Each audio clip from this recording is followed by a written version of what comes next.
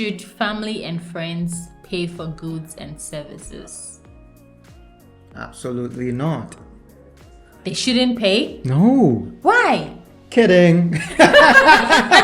They should pay. Like, I mean, Certainly. why shouldn't family and friends pay for goods and services? I mean, like, if you have to grow your business, they're gonna need to pay, right?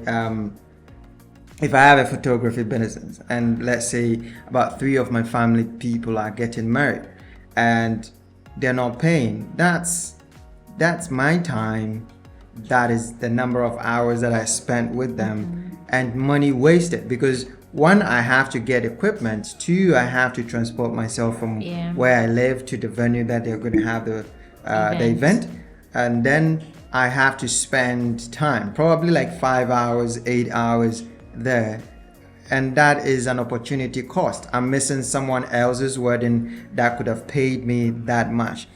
The thing is that, like, I think maybe I might not necessarily charge my family the same amount that I'm charging somebody. Maybe like 80% of the cost, the total cost that I might charge someone for it. But I don't think like even giving a discount up to 50% should even be a thing. Like, I don't think so. Like, they should actually pay for it. Would you say that family and friends think they are not supposed to pay for goods and services is based on some sense of entitlement? I think, like, as human beings, we're actually entitled. Like, we want what we want, right? And sometimes we feel like, okay, if a friend of mine or this family of mine is actually doing this same business that I need the service for, then I shouldn't have to pay for it. But I don't think that should be a mindset. Okay. For lots of people, I think it's just about, oh, well, you know, I grew up with this person is doing this business, so I should be able to patronize and not necessarily have to pay. Okay. The fact that my friend works in a bank doesn't mean that if I have a bank account, I'm not actually going to pay for the account. I have to pay for the account. Give me all the money in the vault. Exactly. Like, who has money in the bank and doesn't actually pay for the account that you're using because your family you've got a family that works there, or a friend that is maybe a branch manager. Like, it doesn't work that way. So if we can't do that for, let's say, the formal sector, I don't think in the informal sector, exactly, exactly, like a small business, because you're actually supposed to patronize a small business for it to grow. Because if I'm doing stuff for you for free, my business isn't growing, and if I don't grow, there would be somebody out. You'll be the same person to say that. Oh my goodness. And I Prince no started photography 10 years. Exactly. That's exactly what you're going to say. And Ghana for Kasa. That's the kind of thing. A lot. Like, Okase Oma will be discounted. They are basically they are going to grumble. But the thing is, you have to stand your grounds with Ghanaians. Okay. Because if you don't stand your ground, people would actually misuse the kind of relationship they have with you. Yes. Okay. So I also think that family and friends should pay for goods and services. Yeah. Either discounted or not. You need to pay for it. But my main problem, this is a problem, that is how you're not paying for a service that I am providing, but you pay a stranger for the same service. Or when it comes to recommendation, after I have given you a 50% discount, or you didn't pay for the service and you have to recommend. You don't recommend me, recommend a stranger. Some people too, the cases, they would gladly pay a stranger and be like, oh, I forgot to even offer that service. They are lying. They actually know you offer the service, but don't see how or why they should pay you that amount of money to get the job done. So rather give it to a stranger.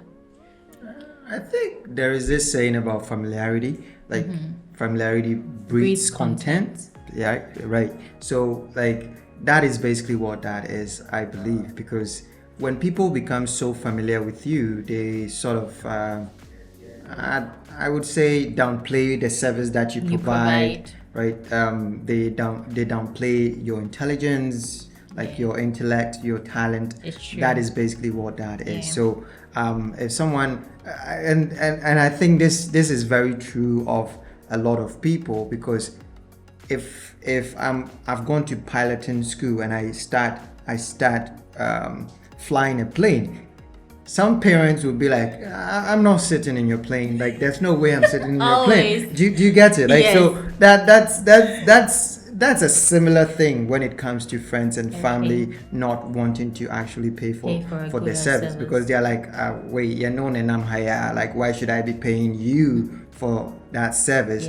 Because a stranger would pretty much be like, I mean, a stranger is a stranger. I don't know the person doesn't know me. So if I'm paying for that service, that's totally fine. But if it's you, my friend, or you, my family member, then it doesn't actually make sense for me to want to pay, right? Okay. So, yeah.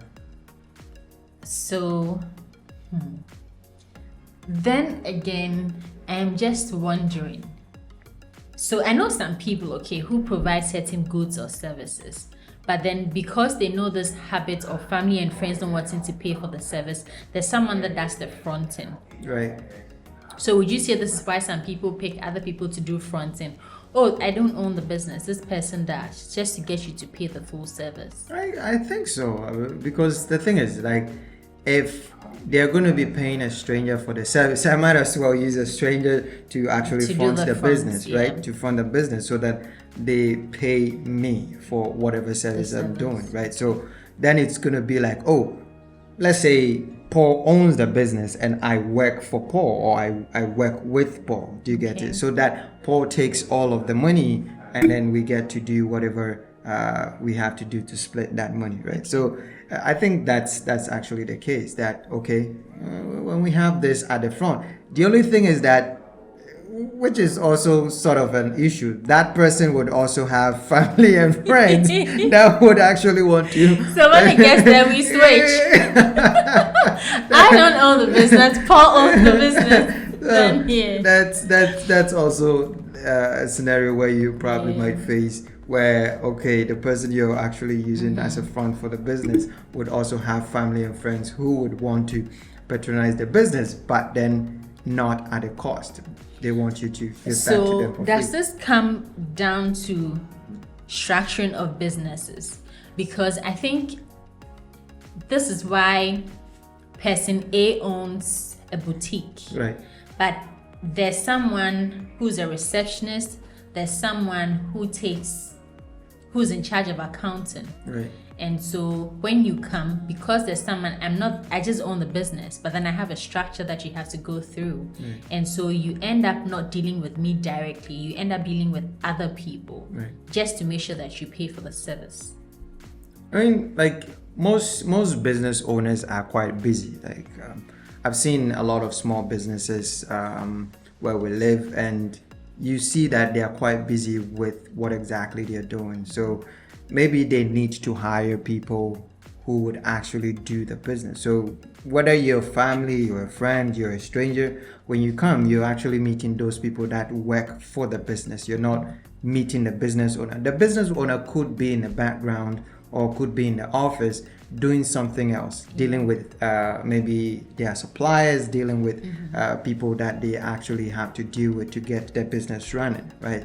So those people that are hired would obviously be doing their job, right? So I mean, once a while, you probably might be generous enough and be like, this food Akosia bought, don't charge her for it, right? And that's okay. That's okay once in a while. So what if Akosia now takes advantage of the fact that, because he gave this meal to me for free, I should be going there often to get other meals free?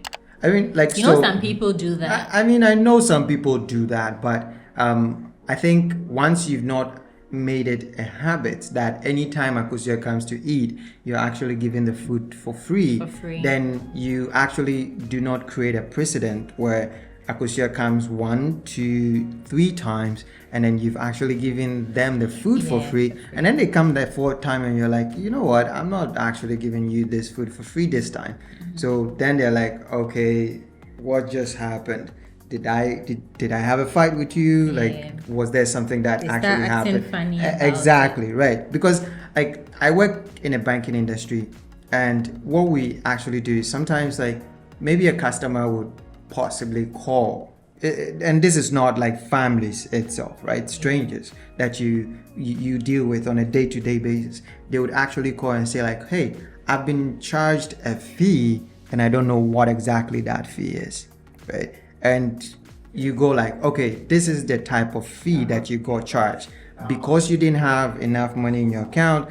You got charged this fee or that fee, but then when it comes to resolution, I would waive the fee for the first time, and then put a comment on your file that I have waived this fee for you for one time only. The next time you come to want to waive the fee, you would have to actually pay the full fee for it, right? So it happens in every industry. The only thing is that you don't have to set a precedent for somebody that, okay, if I'm doing this service for you, it's going to be free for the rest of your life, because then that's like all your salary gone on waiving fees, right? So what would you have to say to family and friends who don't like paying for goods and services that people they know offer? I mean, that's basically what it is. You have to basically change the attitude, because like you cannot patronize a service. Imagine you had a business and then I had to patronize your service, and I'm like, you know what, I'm never paying for it. You sell bags of bottled water, and then I come and then I pick up one whole bag, and I'm like, you know what, I'm your friend, I'm your family. Ciao. Bye. I mean, like, how does that work? So just change your attitude. That's not too good. I think I agree to that as well, because I mean, at the end of the day, like we mentioned earlier, if I don't grow, if my business doesn't grow, if I don't upgrade myself, you'll be the same person to sit back and say, and I did it for 5 years, 10 years. Meanwhile, for that 5 years or 10 years, I've been giving you the good or the service for free, right? And so how do you expect me to grow? How do you expect me to structure my business for it to get to how a business that has been running for 5 years or 10 years to get to? So yes, certainly, sister, buy and pay for the service. In fact, maybe be giving discounts again.